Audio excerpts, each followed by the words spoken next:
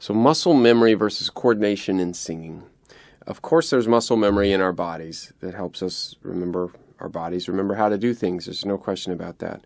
But I'm more a fan of the idea of singing being an act of constantly learning to raise the bar on your coordination than to think of it so much as muscle memory, just filling in a groove that it always goes down that groove. And if you work this as a coordinative act and you keep expanding on that coordination and you live in the moment with songs, then there's just always going to be a freshness to them and in your performance of them. And so that's my view on that, is that you're not just trying to remember where one thing fits. You know, is it like, okay, this lives here. This is exactly the amount of air for this. This is the exact amount of where this sits, in terms of how the tone's going to work. And we talk a lot about that in the art of body singing and all the variations that are possible.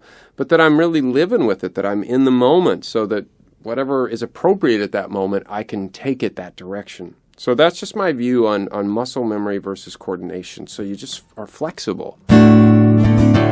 You can only hope for the best,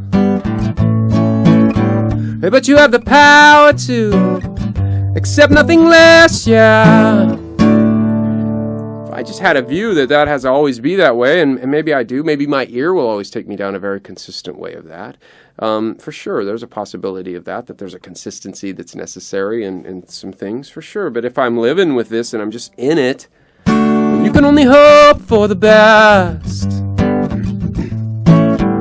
But you have the power to accept nothing less, yeah. Accept nothing less, yeah. I could go. There's not a lot of room in this song with vowels to stretch or do anything, but it's a now moment. It's in the now, and that's when we're living with the vowel and we're working the vowel and finding our little places to express ourselves.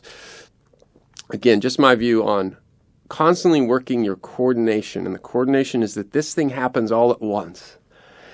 Is that the breath and the pressure that this thing works from, and the initial target, which is the anchor, which is the spot at the top back of your mouth, where the opening into the nasal passage, which is the little bullseye that all singing must come together from.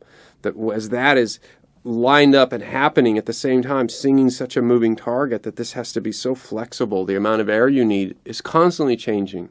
The variables here to kind of buck you out of that spot are constantly coming up. Singing has so many moving possibilities that you're living with that, you're feeling that and flowing with that. So constantly raising your coordination levels and bringing these worlds together, to me, is how you're going to keep it just very alive for yourself and fun for yourself when you're singing, which is fun for everyone listening.